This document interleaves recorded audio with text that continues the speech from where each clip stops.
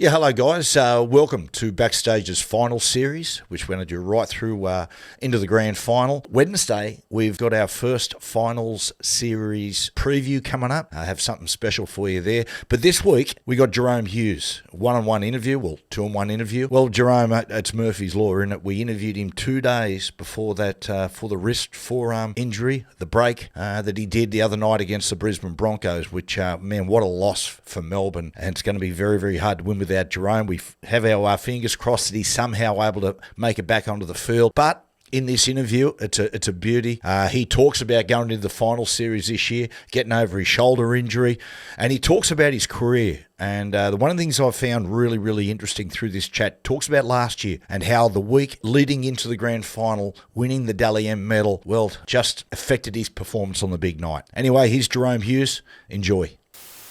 I mean, whoa, what just happened to your lighting, bro? Yeah, you like that. I like it. Oh, You like that. what the hell? Spotlight. You want me to kick it? Man, well, you're the one that keeps telling the Melbourne boys you run this show, so you may Bro, I do. Let's continue the facade. The Cooper Johns family show. That's what everyone. It's called Backstage, mate. Good to see you've been listening. No. Can I just ask, where are you? Is that like Bellyache's dungeon or something? Where are you recording this out of? This is a little studio that we have in North Melbourne. It's not. I've got to be quiet because Bellyache's upstairs doing some stuff. Why is there a blue light? Like when they go to a murder scene and they put the blue light over the sheets? Just so we know there's nothing going on these couches. That's why the blue light's on there. and what are you doing? Now you continue. My earphones just dropped out. And my eyes are so bad I can't even see the hole. Jahrome, we wanted to ask you as well, Jahrome, just off the top, FatherHood. How it's right around the corner for you. Yep. Are you excited? I am very excited, Coops. It's a bit of a mixture though. I'm excited, but I'm also a little bit nervous. So. I was hoping Trish was going to be on the show to give me a few tips, but I guess I'm going to have to go to Matty. He had a 50% strike rate of a great kid. So yeah, I know. I'm proud of you, Jack. That's a low. Yeah, I'm happy to give you some advice, Jahrome. Yeah. So what did you do with Jack that you obviously changed with Coop? Because I want to know the way of Jack's upbringing. Well, Jahrome, lots of affection, mate. Always picking him up wherever I went. He came with me, mate, always talking at night. I was laying next to him, rubbing his head.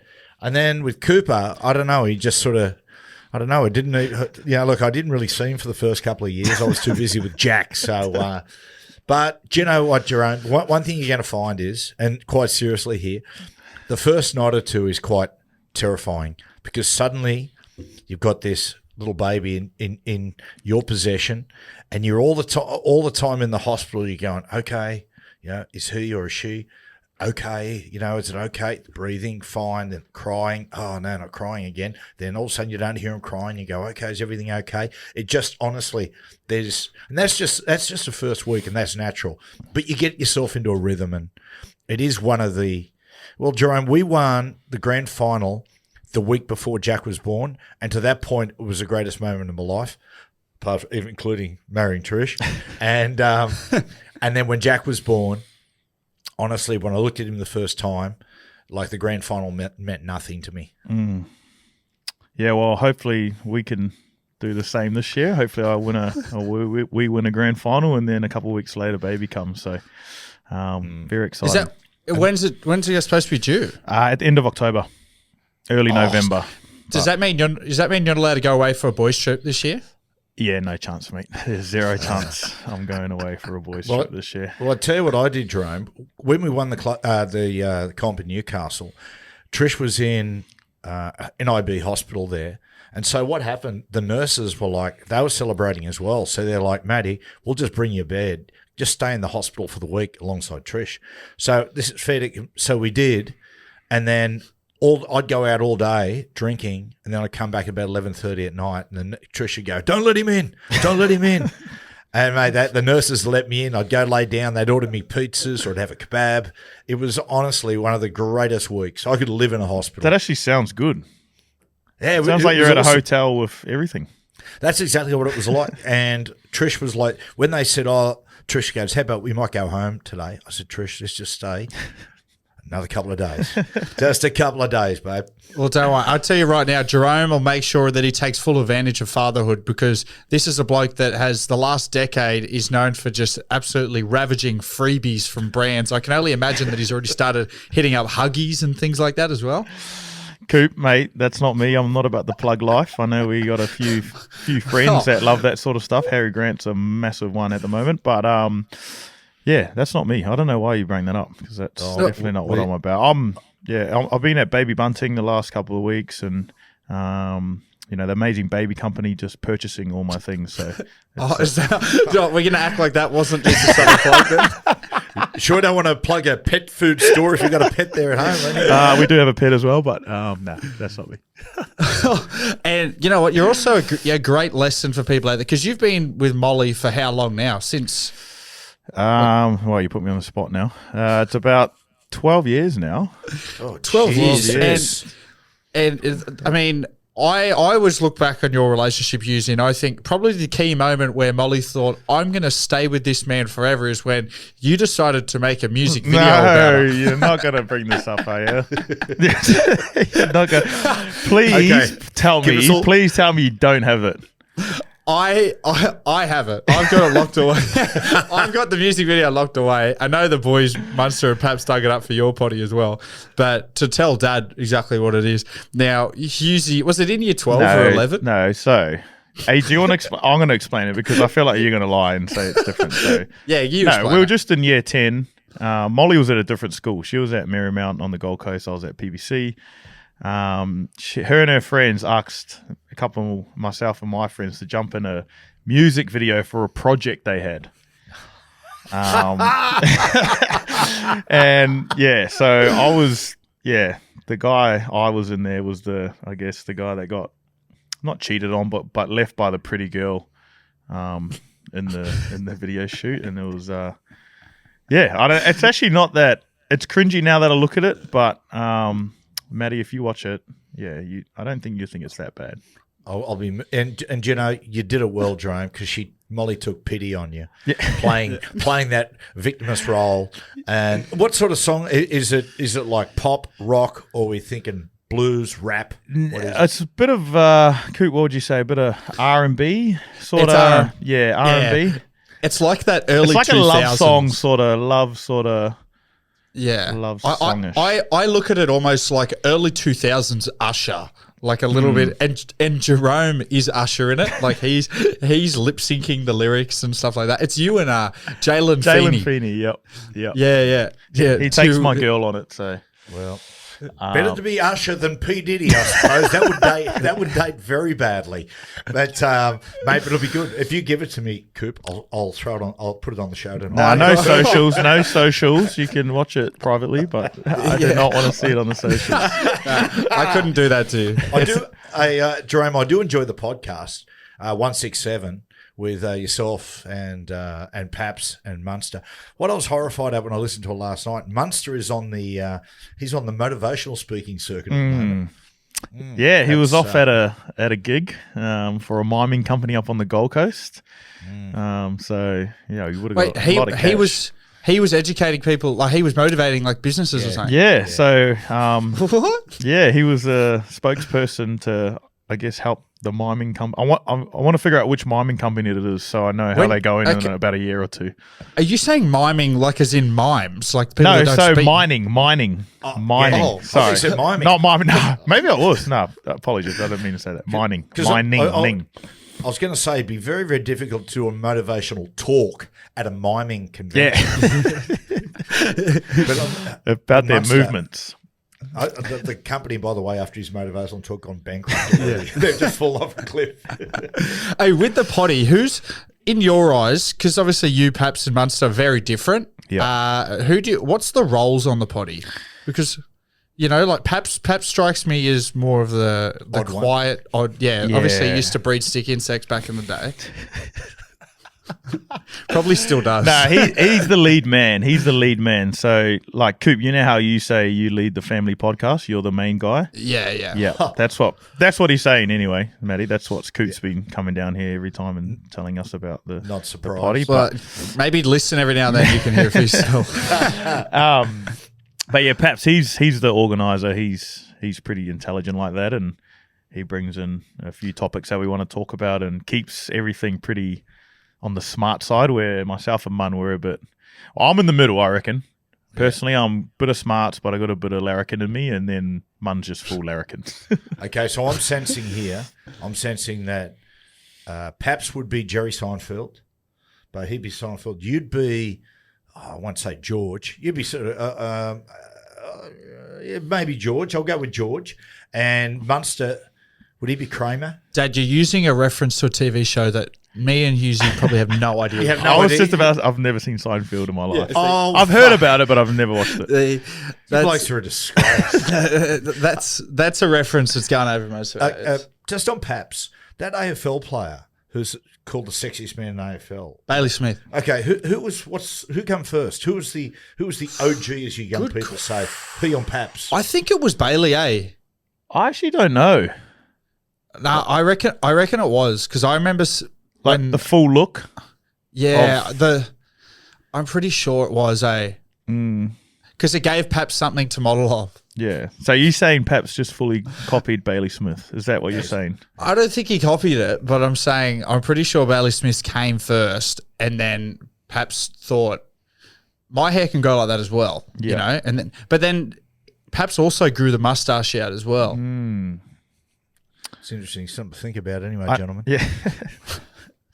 I know they get Paps gets mistaken for Bailey Smith a lot. I don't know if it's vice versa, but especially down here in Melbourne, he gets a bit of Bailey Smith. Hey, Jahrome, one of the things I listened to, you did the primer, and the question you put to each other, would you rather a full-time cook, masseur, or cleaner? I would definitely go cook, a full-time cook. You boys would sort of get leaning towards Cleaner towards the end there. Really, I reckon. Because you've got a full-time cleaner, Trish. I think it'd be a waste to get a masseur. Yeah. I think that's just not in the same category. And I've got my local one that I like to go to anyway. Cheap, it'd be pretty cheap too, wouldn't it? Yeah, the old rub and tug. Yeah, we had the one down in Richmond as well on Victoria Street that I used to go to as well. But left foot side Just step. a few plugs there, brother. mate, it's not a plug. I reckon I'd go cook, because it cooks 3 times a day, and if you're going on different diets and things like that, it's pretty easy to clean. Yeah, but we tossed up. We talked about cleaning's everything. Like, I don't know, Ain't doing the dishes, doing the washing, vacuuming, mopping if you need to, that sort of stuff. Car. Wow. Yeah, you can clean the car when you want. Cars were cleaned this morning. Yeah. Jack's partner, Jem, and Trish were out there cleaning all the cars this morning. Excellent work. Yeah, Trish cleaning the car in the bikini again. Yeah, I did mine. I actually did mine. It's actually a tough gig cleaning your car. Yeah, and I feel like it doesn't matter how hard you clean it, it's never clean. I feel like you know what I once you struggled drive out with? on it- I struggled with the streaks on the window. You know, like when you're trying to wipe, and then afterwards, I spent like the hour cleaning it, and then it still, when it Still there. dried, still had streaks all over the window and shit. I just imagine there you saying to one of those miners that does 7 days on, 7 days off, fly in, fly out, just going, "Hey mate, it's pretty tough. It's pretty tough work cleaning the car." Yeah, I know. Sound pretty ungrateful now. Hey, Hughesy, talk to us about the injury. How's it going? Nah, it's going really good, thanks. Yeah, from I guess the week after I'd done it, my shoulder felt really good. Like I felt good. Obviously, there was a few things going on inside the joint and whatnot that wasn't up to scratch, but done a lot of strengthening and mobility the last couple of weeks, and it's going really good. Back to full training now, so hopefully get through this week and play next week. That's the plan anyway. Because you've had a few shoulders before, right? Yeah, well, I done one. I dislocated the same one in the testimonial we played. JT's The JT testimony. and Cam Smith, up there in Brizzy. That was the last time I dislocated this shoulder, and didn't have surgery that time. Just rehabbed it and had no problems. But now I've done this one, I think the medical team might be wanting to get me under the knife. That testimonial, was that played for points, or was that just a trial game? What was the circumstances? Trial game, yeah. Oh, geez. You would have been happy about that, doing it in Smithy's testimonial game. Yeah, well, the funny thing was I was actually only supposed to play 20 minutes. So I played my 20 minutes, and then they left me on for an extra 4 minutes, and in that fourth minute, I dislocated Do you my remember? shoulder. You remember how it ended? Do you remember? Shout out to Matt Soper Lawler, he come down and did a preseason with us. Remember that? Yeah. And he worked really hard, and he was playing in testimonial on the wing, and it was a tight game. JT, right at the end of the game, remember he hit, pretended like he was going to put a grubber in, and then hit one of those banana kicks straight out to Kyle Fell, and they scored on sops. That's Silver Lawler. Poor bloke, he just played in his first NRL trial, and he felt like the weight of the world was on his shoulders. I'm pretty sure Harry took a show off JT that night too, and I'm pretty sure Bowser absolutely sprayed him. Yeah, at half time. Yeah, I think it's at half time. Oh, that's funny. Yeah, and that might be his testimonial, mate. Yeah. But Harry's just like, oh no, just it was his testimonial, going to make him look good. So, have you had any other injuries? What are some other ones you've had? Because you did what Kalen Ponga's done this year as well, the Liz Frank. Yeah, I had the Liz Frank in 2017. Obviously, I had 2 back surgeries a while ago, so they were pretty major, but touch wood, they've been really good now. But yeah, Liz Frank, obviously 2 dislocated shoulders, 2 broken hands, 1 hand each. So I got do you struggle with the hand? Because remember when you came back from that hand, was it struggling to catch or fend or something like that?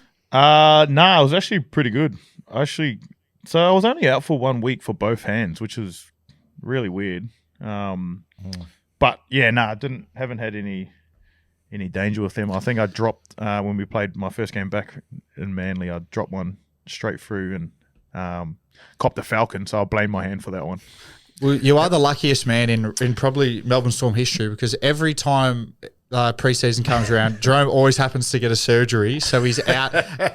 So he's missed every army camp in Melbourne Storm history. He's the only bloke that's ever gotten away with it. It's Mr. Walsh too. He's after me. He's not letting me forget it. We actually had a Craig, Bellamy's 600th game this weekend, and we had a little lunch, and he was there, and he just brought it up straight away. I'll see you next year. Apparently they're bringing it back this year. We've had a couple of years off just due to numbers, not being enough numbers to do it, but this year we're back, and apparently I'm going. So I'm hoping that surgery takes a little while longer to heal, so I don't have to do it.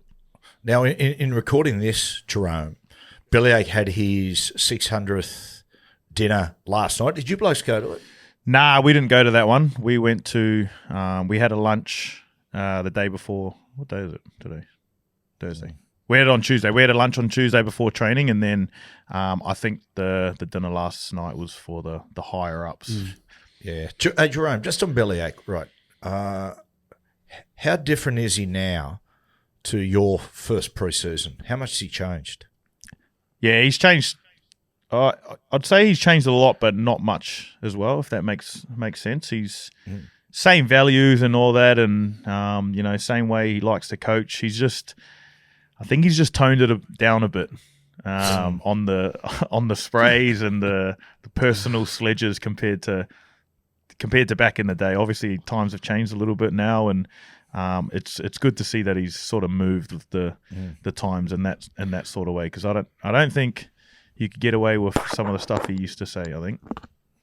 What about, do you reckon it's your relationship with him as well? Because I remember my first couple of years there, you're so scared to even put shit on him, but all the old boys who have been there for a few years are putting shit on him, about things that you just never say. Obviously, what's your relationship like with him now compared to when you first went there? Yeah, we're pretty good now. I think same as what you were saying, Coots. When I first went there, I wouldn't even talk to him. I honestly just try ignore him as much as I could, just to stay out of Spray's way. And then now I just love getting into him, because I don't know, I feel like we have that relationship where I can actually bring a bit of banter to him, and it's kind of good for the I guess the rest of the squad to see that he's not so serious all the time. And it was the same as Smithy and Chambers back in the day when I was young. They were doing it to him to ease him up a little bit too.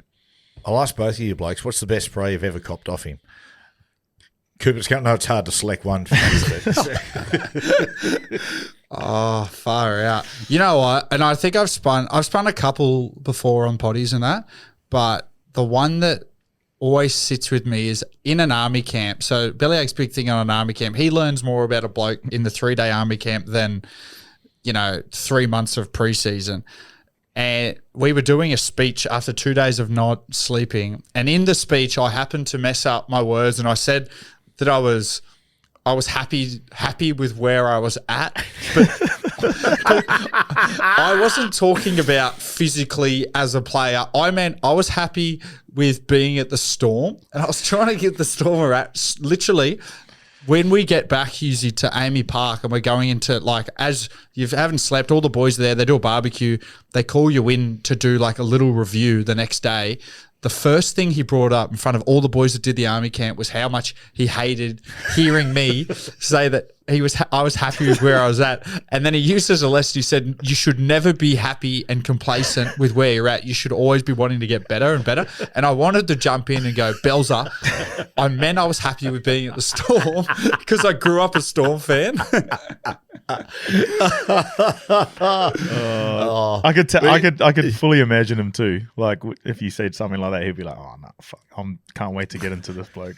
I love the fact that when you said it, he must have stewed on it for the next 12 hours. Bro, it was 2 days later he brought it up, and it was such a little thing, and I was like, "Oh!" And let's be honest, I'd had some worse efforts in the army camp than that speech. So I thought he could have pulled me up on anything else. But have you had any Hughesy?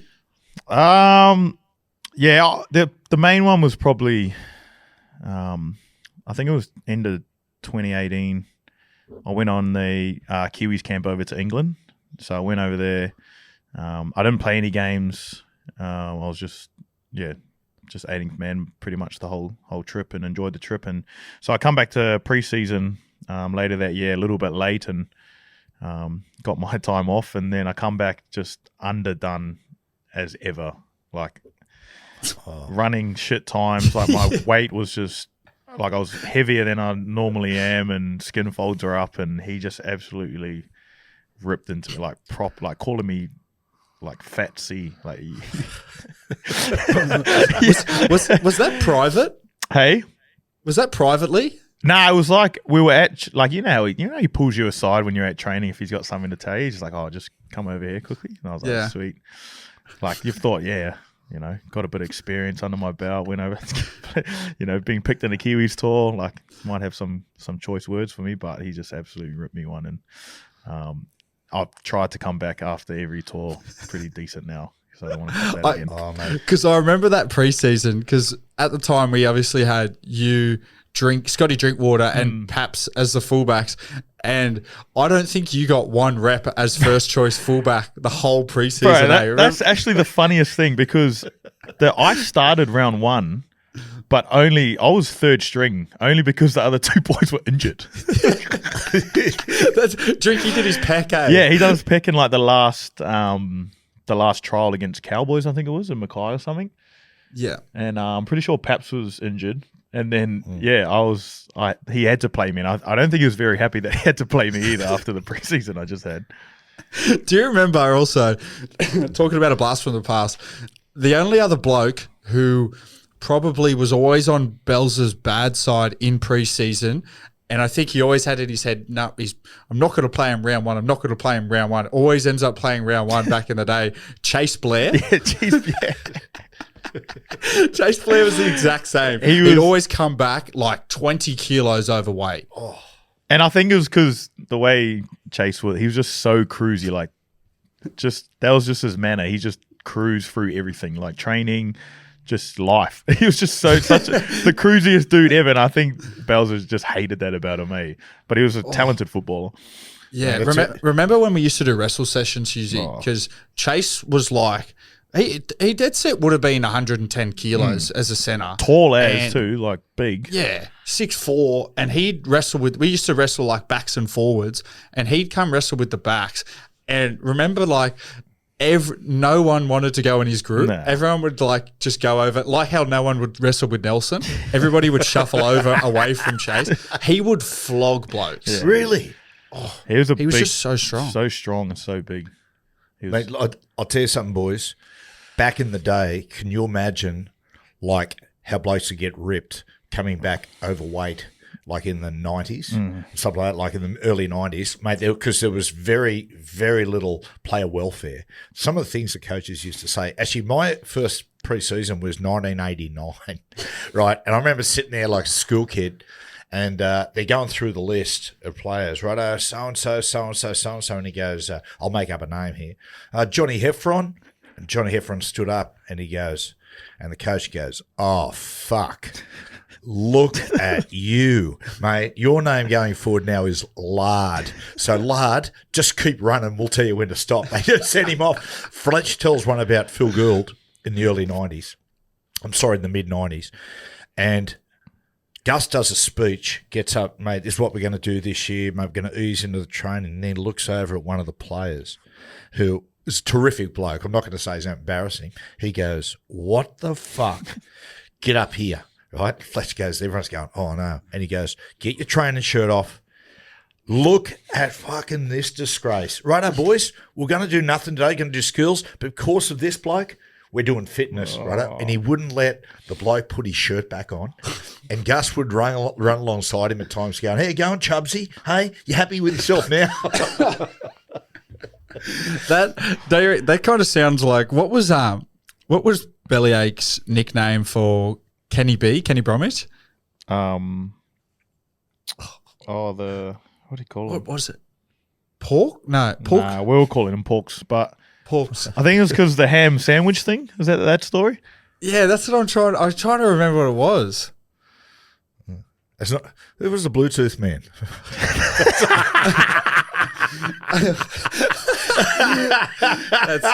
You know what? I actually caught up with the Bluetooth man last week when Redcliffe played against Manly. And he begged me to stop telling the story. Oh, that's the greatest of all time stories. Oh. I cannot believe it. Hey, Hughesy, excuse me, Hughesy. Sorry, mate. Sorry for talking while you were interrupting. No, mate. Mate, Hughesy, like you've won. You've won a comp and you've been there. You've played a heap of final series, mate, and you've won internationals with the Kiwis. Where do you reckon this team's at the moment, heading into this final series? Because, mate, this final series, my God, it's wide open.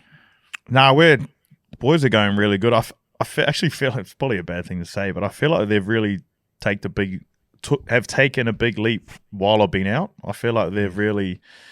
I think you said it on the radio or something, Matty. They're better off without me, but yeah, I think I did.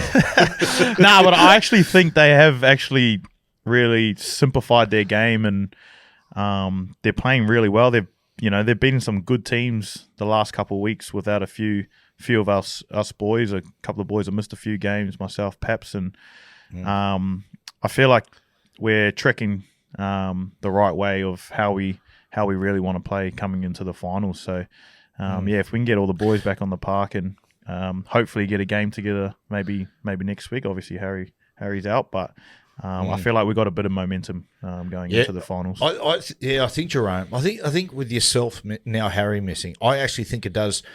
As far as leading into the finals and what it's going to do performance, I think it'll really help you, because when you guys were playing, and mate, Hughesy, you were just completely on fire, and some of those day games you played, you guys were just blasting teams apart. And I reckon the way, just watching, as an observer, you just manoeuvred that way a little bit, like watching us play, particularly at night, trying to blow sides away, coming up with errors a little bit. And you're losing a player like yourself, and now going to lose Harry for a couple of weeks. Again, it's just forced the side to sort of simplify and go back to that grinding, grafting style. And that's exactly how they've been playing too, Matty. And I feel like if we can, keep that the main focus, especially for, the other players in our team. Obviously, there's a few things, the spine that we need to control, but if we can really simplify our, our forwards jobs and our outside backs, I think that will be better for our full play of how we want to play. It's pretty handy this year as well. Like, obviously, you guys have had great depth in the halves years before as well, but this year, like having Pez, Tyrone Wishart, even Sewer, when Sewer wasn't hurt with a hamstring, like that if you, Munster, Harry, or Paps went down, like you've got good players underneath who can do a job. Yeah, that's been huge for our spine depth. I think the boys that you just named, they've come in and done a great job. Not just, I feel like last year was a good building year for them because we had a lot of our spine out last year, and then this year they've sort of just carried on from what they've done, and obviously with more experience they're going to be a lot better, and they've showed that when we've had plays out in the spine, we still play the footy that we know we're capable of having those guys in there. Jahrome, the 6 again rule, like just as an observer, mate, you're always a great player. I remember watching you play at Sunshine Coast Falcons. Said, mate, this bloke. But you've always been a star. But the 6 again rule, how good that has been for you. You've changed the way halfbacks play. Now they look at you as standard bearer, saying, mate, they've got to have a great running game. In fact, Jahrome, I'm going to piss in your pocket. I said last year, and they said, oh, you sure? And then they dug up the stats and they went, fuck it. It's true. Mate, I think you're the greatest running halfback of all time. But there's no doubt the rules and the loosening of the rucks has been a godsend for you. Yeah, it has. I don't know about the best running half of all time, but I was being modest. Like I'm in there somewhere, and your mentor on the right here. Yeah, there's 3 good runners of the ball in this potty right now. So, but yeah, I feel like my transition from fullback into the halves, no one probably talks about the way the game's changed as well. They're probably just more like of how have you done it, like what have you worked on to become a halfback coming from a fullback. But like you said, I think the 6 again rule has really changed halfbacks play, and I haven't changed too much. I've obviously had to add a kicking game and defend differently, but when I see opportunity to run, which is a lot nowadays with the fatigue in the game and less subs and 6 agains and whatnot, I can just play what I play in front of me, and that's what I've been doing for most of my career. So it's sort of the changing of the rules has sort of helped my transition. Going from 1 into 7, and originally it was 6, but going into the halves, what was the hardest thing to transition? Probably, I guess defense was probably one of them. Like when you're a fullback, you don't need to make many tackles, and there's not much contact going on. But now when you're in the line, you're pretty much who everyone wants to run at. So it's like just being able to, I guess, defend as well as you can and slow play the balls as well as you can, because that's where everyone wants to go. That's where they find is a weak spot in the line. So yeah, just being able to learn how to tackle and the contact sessions really helped me. How the hell did you blokes not win the comp in Sunny Coast Falcons? There was Jahrome, Tino, Harry, Paps. Was Nico there for a stint too? Nico was there. No, what was that year that I didn't play? Did I? Yeah, the year that we had that team, Hughesy, you'd already gone into the first grade halfback. So we were there the year before together, and we actually went really bad. Oil and water. Yeah. I know which one's oil. To be fair, we actually had a good side. It was for a lot of the year, it was me, you, Paps, and Harry as the spine. Yeah. But we were all kind of, I don't. It just didn't click. Yeah. What year was that? 18. 2018. Remember, I don't even think we made the 8. Nah, I feel like I was in and out heaps too, because I'm pretty sure. I think that was the year Slatsy had a few injuries. Yeah. And, around the Origin time. So I don't think I played too many. But that year that you had Nico, Tino, Harry, yourself, Paps as well. Juzzy. Yeah. Yeah, that was a pretty... Tino, boys. Like, Tino's one of the best leaders in the game now. When he was a young bloke, went in Melbourne, like, did you blokes see that with Tino? I'll let you answer that. I want you to answer this, Hughesy. No. I'm taking that. No. Nah, it was just he was just so young, and he was coming. Yeah, he was only his first year that he played 2020, I think. I think that was his first full year, and then he pretty much left after that year. So he was still only really young there, and it's pretty cool to see how far he's come. Even just the way he talks now, you wouldn't even think he'd be able to talk like that in front of media and doing interviews and that. So, Coop, you laughed. What? Yeah, just give me your insight. You know what's funny? So I went up to the Goldie a few weeks ago, watch him play, and Tino wasn't playing. He was in the sheds. Now, the Tino that we remember, Hughesy, who was just like this big kid who, like, everything was a joke to him and just would laugh at the stupidest shit. He's, like, completely eradicated that now that he's skipper. But when we see him, like, and Harry says it's the exact same thing when he goes into Queensland camp, he just reverts back to that, like, 18-year-old at Melbourne. And all the Titans boys, like Sammy Verrills and that, come up after who said, I have never seen Tino be like that before, ever. So he's just completely got up there, obviously, as the leader. I was going to say that he still has it in him. Like, when you go talk to him, like if I go talk to him if I'm playing after the game or something, he's exactly the same as he was back in 2020. Yeah. Because remember that first year, he would have been like 17, 18. Yeah, young. And remember, like, when you're doing wrestling in the preseason, obviously some of the forwards there that year, like, big Jesse Bromwich, Dale Finucane, Nelson, and Tino was young, and they sort of went after Tino just to sort of like make him tough. But Tino was bloody, like, he'd hold the gloves up, back then. No, he was solid. I feel like that sort of helped him, not like fully helped him, but like that helped him shape him into an NRL player. Like, going up against those boys and being able to hold your own at such a young age. It just made that transition into NRL a little bit easier. I felt sorry for him back when Des was sacked, right? And they got Tino when they announced it, and they put Tino up because he's the captain.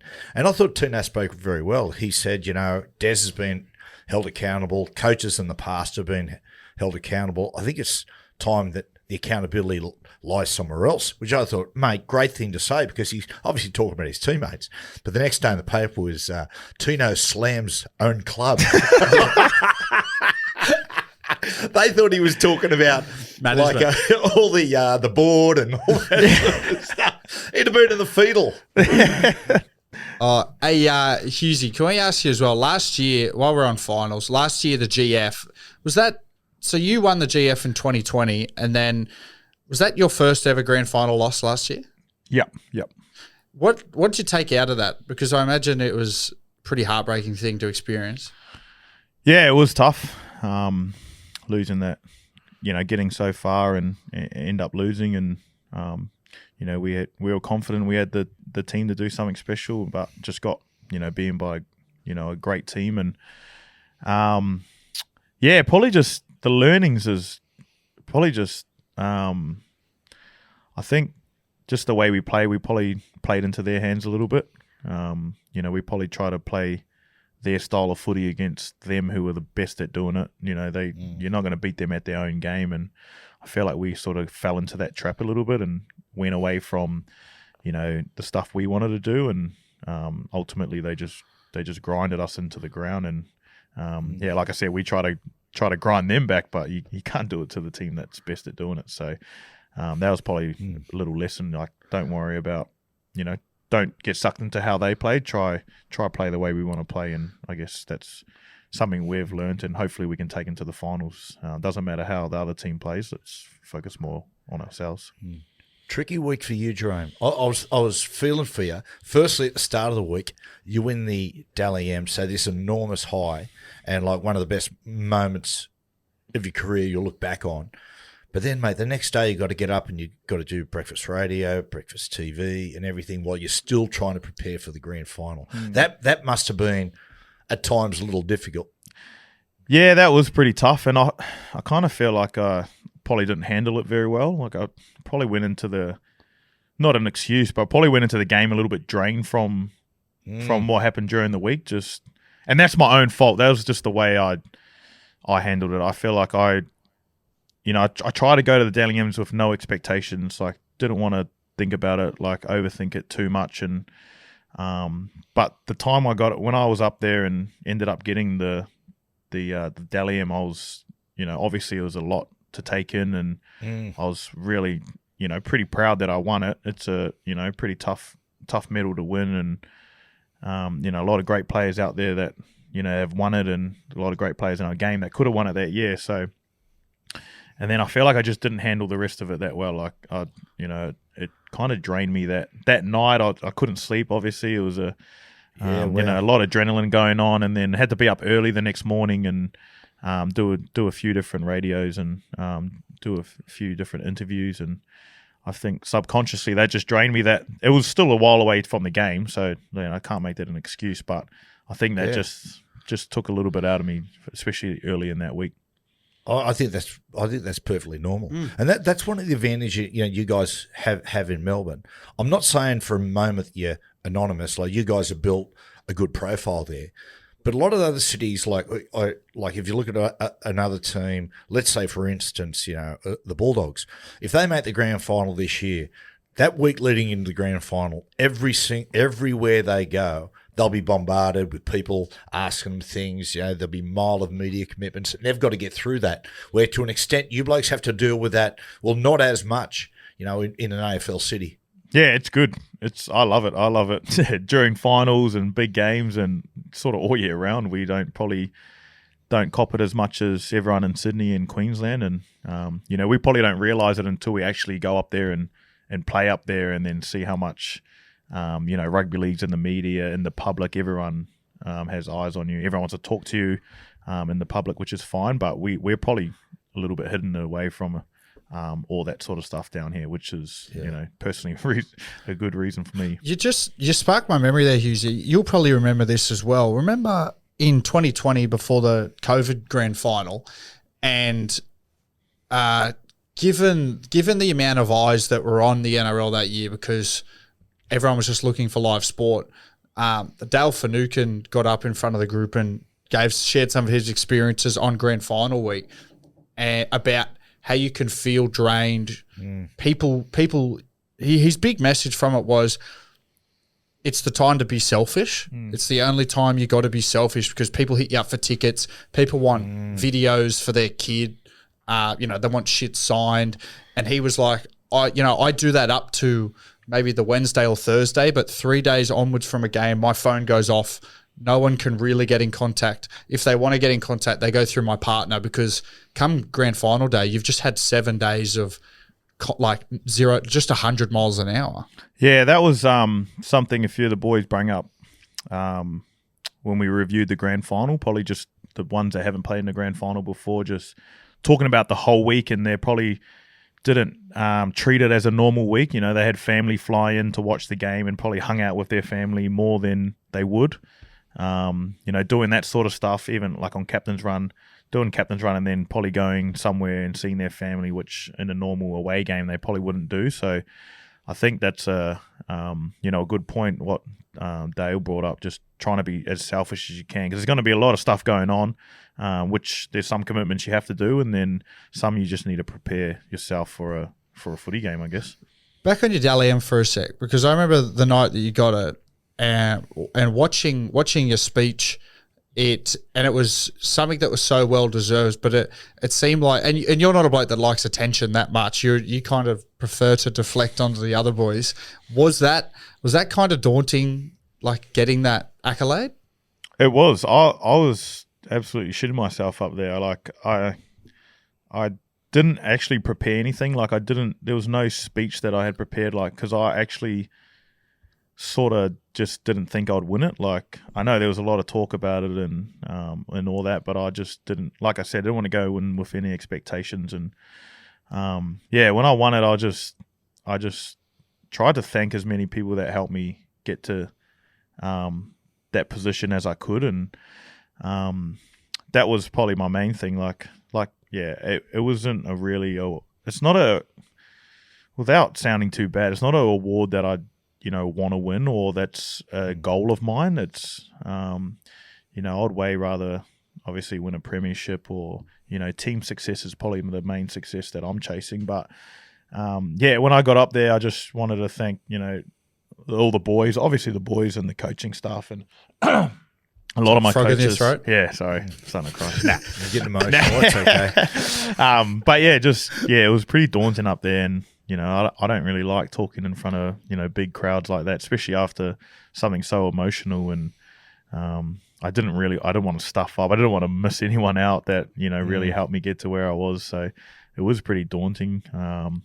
But yeah, hopefully I didn't stuff anything up, or the speech wasn't as bad as I thought it was going to be. You missed a fair few talk people. about daunting. Have you ever heard of a bloke called Ewan McGrady, Jerome? Nah. Okay. 1 minute here. Ewan McGrady, right, in the late 80s going into the 90s, people used to talk about, the Winfield Cup or the NRL.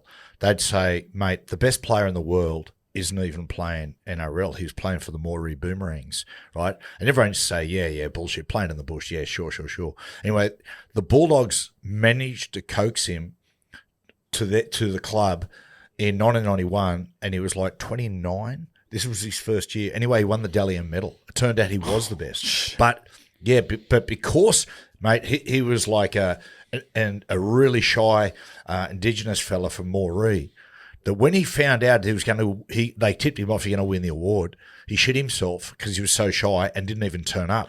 So they got to the awards night and said, where is he? They had to send out police to go and find him. Then they went, oh, mate, he's got to wear a suit. And they got this disgusting ice blue suit to put on and just managed to get him to the presentation. But, so the way you handled it, let me tell you, you're like an old pro. I shouldn't have just rocked up. That would have been good. Hey, Jerome, just a question, mate. I think you are a great example for young sports people and people in every facet of life about, mate, you're an intelligent guy, but intelligence and perseverance is very, very hard to beat. How many clubs did you play at before Melbourne, Hughesy? I was at 2. I was at Gold Coast Titans, where I played. I've only played the one game there, one first grade game, made my debut there, and then I went up to the Cowboys for a year and played. I also played one game there as well before going to Melbourne. Why, Hughesy?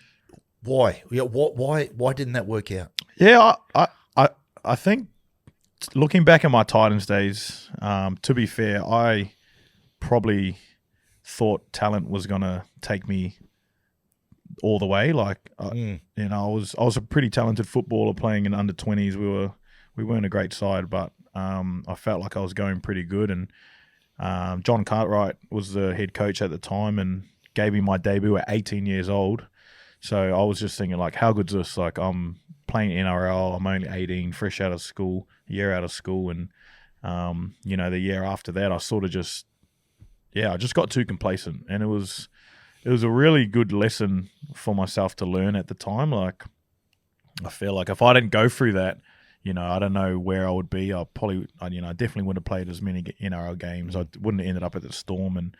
And, once they kicked me to the curb, which is, everyone's saying, oh, why would they get rid of, me? But I wasn't in the right, space. I wasn't grown up then. I was still a young, still acting like a young kid. And, once I got punted and went up north to Townsville for a couple of years, that's where I sort of found that bit of hard edge, bit of hard work. And my Blackhawks coach, Christian Wolf, who's the he's a Redcliffe Dolphins coach right now, and he's really similar to Bowser. He keeps everything simple, and he just wants his players to work hard, and he showed a lot of faith in me, and I spent a year up there with him, and he got me back into I guess wanting to work hard and wanting to keep chasing my NRL dream. And I was there for a year, and played some good footy, and the Cowboys came knocking and signed with them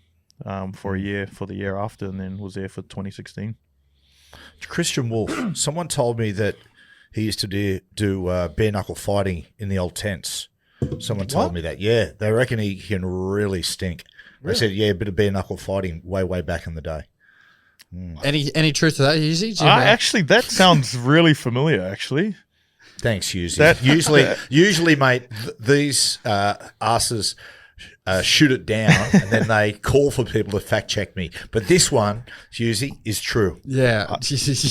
If he has to say that, Hughesy, generally means 90% of his stories are shit. And False. What you checked it? Did you? Google. What? Chat GPT. Right. I thought you were telling us to stop the podcast. No. That was random. No. Yeah. Sorry, that was I- Jack. I tend We say to Jack Hughesy, never come in front of the camera. I don't know why he just did that. That's Dyor Dave does that a little bit. It tries to get a bit of time on the pod. Did you know that Dyor Dave, obviously your producer on 167, did you know prior to him coming on that he was the same for Hello Sport podcast? Yeah, he tells us every day. He reckons he's the one that got them to where they are at the moment. Well, the funny thing is he told them, I want to get into a bit more serious stuff. And then come to us. And then joined you guys.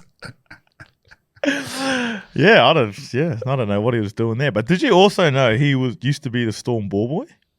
I did know that. Yeah. Dyor Dave, their producer, he used to be the ball boy for the Storm. Yeah.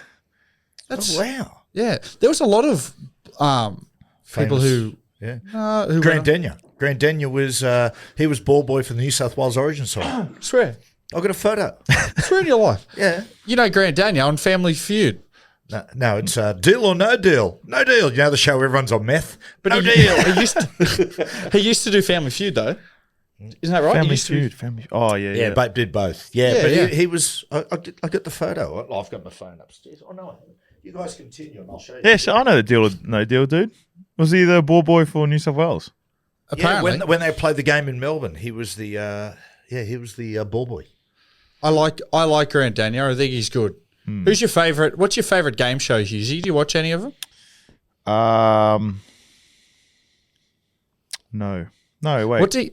Don't you and Mole watch like a bit of reality TV? Yeah, but she pretty much just chucks on whatever she wants to, and I got to watch. Which we were watching Love Island for a bit. Which Oh man. No, don't act like that because I rang you one time and you said he texted me back, can't talk in the middle I of. did not. Yes, say you this. did. You said can't talk in the middle of a Love Island episode. Is that the UK version? That's the UK version. They're very saucy. The Australian one we like watching because it's, I don't know, close to home, I guess. I'm an F-boy island. I love F-boy island. I mean, I am an F-boy. That's not till true. Dad applies every year and they keep knocking his Get knocking knocking him I know. back. Married, 55. I'm the perfect guy. You know my favorite memory of Matty, actually. Do you remember that time you used to come down to the? I was thinking about it on my way over here. The parents' weekend. Yeah, And then I think we went up the road to the social maybe on Richmond, and you grabbed the mic and you just started blasting it. I can't remember what song it was. Yeah, I was encouraged by Frank. It was Don't Look Back in Anger. And Frank went up and said to the guy playing the guitar, mate, play a bit of Oasis and I'll get Matty up. And so Frank Panisi's the one to blame. But geez, I tell you what, I thought I was pretty good. I was going to say that. You were actually going so hard, like so serious, but it was actually good. I actually really enjoyed it. I remember that night as well. I was having a chat to you. You got to commit. That's the thing. Doesn't matter what you do. You don't have to be great. You just got to commit. What? That's what your advice was to him. No. My advice is just in general. If you're going to do something, just commit. But do you remember who else did? I remember the night you're talking about because it was at Richmond Social. It was James, the guitarist, who used to do a lot of our sort of gigs. But remember Kevy Walters was there as well, Billy's dad. And he sang "Ya Ya Yippee Yippee Yi." You remember that? Dad finished the song and Kevy grabbed it off him and sang "Ya Ya Yippee Yippee Yi." Oh, very, very good. Because that was the origin. I think that's the first time anybody, realised that, like a gremlin, don't give Jahrome Hughes red wine after midnight. No, that wouldn't have been that night, surely. No, it was because Trish said to me, she pointed and goes, "Oh my God, who's that crazy guy?" I swear to God. And I said, "Jerome." I said, "He's a great guy." She goes, "Oh, he's scary."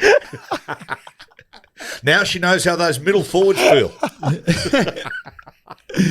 Are you a Pinot or Shiraz guy, Nah, Jerome? I'm a Pinot man, mate. Oh, Nice and yes. light. Shiraz is a bit too harsh. New Zealand, mate, best Pinots in the world. Yep. Because you're not drinking this year, eh? You're only doing the red wine diet. Yep. Is that a bet you and Munster got going on, eh? Yep. There's been a few hiccups, but we're We're still kicking. That's it. Just get straight back on that wagon. Yeah. Do we give Hughesy? Hughesy, mate, we've taken up too much of your time. Thanks for coming on, mate. Is there anything, now that you're in front of a massive audience, is there anything you want to say? No, I've done enough talking, I think. Well, Hughesy, if you need me to return the favour, mate, I'm heading down to Melbourne soon, and mate, I am available. I'm an open book. We would love to get you guys on. Actually, if you are free anytime, we're probably gonna have to get you guys in studio. So if you guys come down anytime soon, come through. My friend, no worries. We'll send that in. We'll send that invoice through. Thank you, Sonsei. Thanks, lads. Thanks for having me.